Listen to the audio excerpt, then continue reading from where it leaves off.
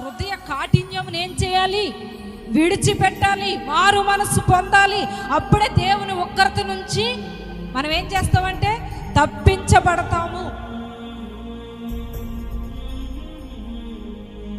దేవుని విడిచి కానీ దేవుడు లేకుండా కానీ మనిషి భూమి మీద ఏం చేయలేడంటే ప్రియులారా, బ్రతకగలడండి అమ్మా, బ్రతకగలడండి. ఒక్కరోజైనా ఆయన కృప లేకుండా నేను బ్రతకానండి, క్షేమంగా ఉన్నానని వారు ఎవరైనా చెప్తారా?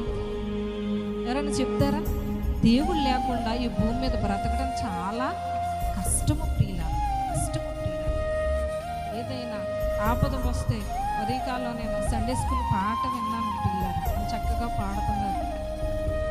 అపాయం వచ్చి ఆపద వస్తే ఎక్కడుంటావు నువ్వు అని పాడుతున్నారు.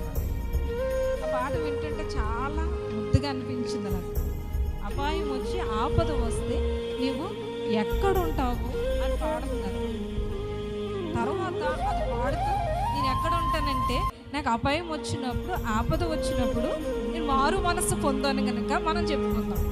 నేను మారు మనసు పొందాను కనుక నేను యేసయ్యలో ఉంటాను. దేవునికి స్తోత్రం కలుగును గాక. హల్లెలూయా. అపాయం వచ్చినా, ఆపద వచ్చినా, ఉగ్రత వచ్చినా, ఎలాంటి పరిస్థితులు వచ్చినా నీవు కనుక మారు మనసు పొందితే నువ్వు ఎక్కడ ఉంటావంటే యేసయ్యలో ఉంటావు. ఎలాంటి పరిస్థితులు వచ్చినా నీకు భయమేమి ఉండదు ప్రియులారా. దేవుడు అంటున్నాడు, ఇప్పుడైనా మీరు మారు మనసు పొందండి. ప్రభువు మార్గాలను, ప్రభువు కార్యాలను, ప్రభువు చేసే అద్భుతాలను మీరేం చేయాలంటే సరళము చేయాలి, సరళము చేయాలి.